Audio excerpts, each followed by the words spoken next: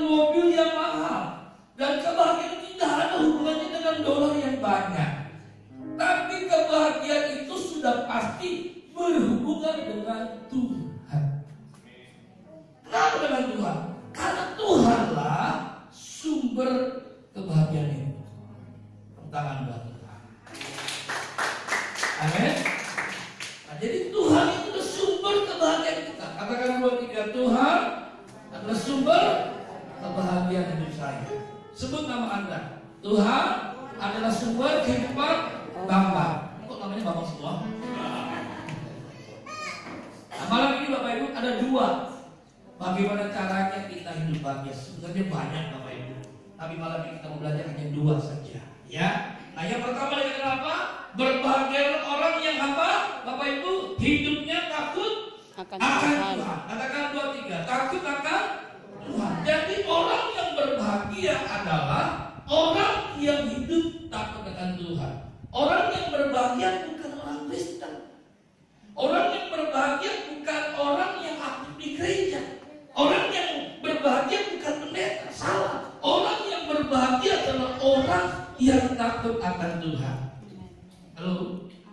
Karena pendeta pun banyak yang takut Tuhan. Pelayan-pelayan juga banyak yang tidak takut akan Tuhan. Orang Kristen juga banyak yang tidak takut akan Tuhan. Nah, pertanyaannya Bapak Ibu malam ini, apa arti takut akan Tuhan? Apakah kita punya Allah-Allah yang dalam, Allah yang mengerikan, Allah yang kejam, Allah yang perlu takutin? Kita percaya Bapak Ibu, Allah kita adalah Allah yang baik. Amin. Amin. Dia Bapak yang mengasihi kita, Dia Bapak yang menerima kita apa adanya. Amin. Amin. Loh, kalau gitu apa artinya Bapak Ibu? Hidup takut akan Tuhan. Hidup takut Tuhan artinya kita menyadari. Katakan 2, 3, kita menyadari Tuhan hadir dalam hidup saya 1 hari 24 jam. Keren kan Bapak Ibu? Amin. Arti takut akan Tuhan adalah kita menyadari Tuhan hadir dalam hidup kita 1 hari 24 jam. Jadi orang Kristen, orang percaya anak Tuhan yang berbahagia adalah orang yang menyadari Tuhan hadir dalam hidupnya 1 hari 24 jam. Bapak Ibu, dengan kata kalau Tuhan hadir dalam hidup kita 1 hari 24 jam, pertanyaannya, mungkinkah kita hidup dalam dosa? Mungkinkah kita hidup berbuat dosa? Jawabannya pasti tidak. Halo? Setuju? Amin? Kenapa kita berbuat dosa? Kenapa kita hidup dalam dosa? Kenapa kita jatuh bangun dalam dosa? Kenapa kita bermain dalam dosa? Karena kita menyadari Bapak Ibu, Tuhan itu hadir dalam kehidupan kita. Makanya banyak orang ketika bikin dosa, dia jangan gini. Nah, amal nggak situasinya? Halo? Coba kanan kiri bilang, jangan belakang itu. Ya kan? Yang senyum-senyum pasti tidak pakai lapak, ya kan? Yang diam-diam itu pasti pelaku utamanya.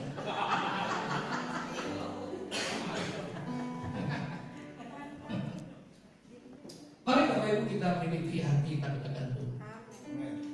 Amin. Ini orang yang berbahagia dalam hidup ini, saya kembali katakan, bukan hartanya banyak, bukan mobilnya mahal, dolarnya banyak. Saya banyak melayani orang-orang kaya Bapak Ibu, yang hartanya melimpah, yang uangnya saking banyaknya sampai tidak ada serinya Bapak Ibu. Uang nggak ada seri, berarti uang palsu Bapak Ibu. Saking kayanya.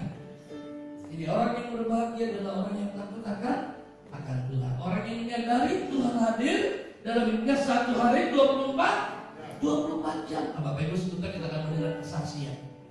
Ya, Bapak Ibu dari namanya aja Mohede. Bapak Ibu tahu dari mana Mohede itu? Bapak Ibu tahu dari mana? Dari Sulawesi Utara. Tahu? Sulawesi Utara itu bukan Kristen Bapak Ibu. Kristen. Coba 2, 3. Kristen. Beda dengan Kristen Bapak Ibu. Kalau Kristen itu bergetar, artinya berkarat di dalam kandungan Bapak Ibu. Udah Kristen. Pertanyaan Bapak Ibu, apakah dia mengatakan Tuhan? Kita sambut tambahnya. Asalkan Mohede itu tanah baru. Ya, mari Mas. Kita yang belum kita itu. Kamu sekarang mana-mana? Jangan. Iya. Tadi belum perkenalkan namanya. Ini perkenalkan namanya, terus istri berapa? Oh salah. Anak berapa maksudnya? Silakan Mas. Iya, selamat malam Bapak Ibu. Shalom. Mungkin tadi saya pimpin pujian, nggak mungkin saya perkenalkan diri. Jadi saat ini saya mau perkenalkan diri. Nama saya Samuel Ede Sudarmo. Sebenarnya saya bukan aslinya dari Manado, bukan. Papa saya Jawa, papa saya Sleman. Makanya saya belakangnya ada Sudarmo. Yang Mohede itu yang mama saya. Kalau Bapak Ibu dengar nama Mohede, percaya dengan iman, saya bukan artis. Saya sudah punya artis. Ada Siti Mohede, itu adik mama saya, mamanya, papanya adiknya mama saya. Almarhum Pak Mohede juga itu nomor 3 dari mama saya. Jadi mama saya yang paling tua. Ya, itu hanya seputaran mereka. Hanya beda nasib dengan saya ya. Nasib beda dikit lah. Nasibnya beda dikit. Ya, malam hari ini saya ingin bagi kesaksian buat Bapak Ibu. Tapi dari kesaksian saya, ambillah hikmahnya, ambillah yang baiknya. Jangan dengar yang gak baiknya, tapi yang tidak baiknya itu hanya untuk mematikan kuasa iblis. Karena dari kesaksian kita bisa mematikan kuasa iblis. Amin. Ya, pada saat saya hidup dari kecil, papa saya seorang militer, pejabat tinggi militer. Saya dididik sangat militerisme, sangat keras. Otokratis militerisme itu berlaku di dalam rumah saya. Dari mulai saya lahir, tapi saya nggak tahu, mungkin dari balita saya juga sudah mengalami hal itu, tapi karena saya belum tahu, usia 4-5 tahun saya sudah dididik, sungguh sangat mengerikan, sampai saya besar. Singkat, saya sudah sempat kepahitan dengan papa saya. Karena cita-cita saya hanya pengen balas dendam dengan beliau. Saat ini beliau sudah almarhum, 2013 beliau sudah dipanggil Tuhan. Saat itu cita-cita saya hanya ingin balas dendam dengan dia. Tapi nggak bisa, karena dia punya pistol. Saya adanya pistol air. Gak mungkin melawan dia. Pasti kalah. Jadi saya hidup dalam tekanan dan dalam penderitaan. Walaupun nilai positifnya itu mendidik. Singkat kata, saya beranjak besar sampai dengan saya remaja. Saya sekolah, saya keluar. Cita-cita saya ingin masuk militer. Saya ikut tes KKBRI, saya sendiri dengan gagahnya saya lari ke rumah tante saya di Jakarta Utara, saya tes. Saya tes dari Jogja dan saya lulus. Saya pikir ikut tes KKBRI itu tanpa tanda tangan orang tua. Sudah sampai di Magelang, sudah sampai di Pak Tohir, saya harus pulang. Kenapa? Karena minta tanda tangan orang tua. Saat itu saya sudah di Jakarta, Jawa Taruna, di Magelang. Begitu minta pulang, saya lari dari Jakarta. Saat itu tahun 95 saya sampaikan dengan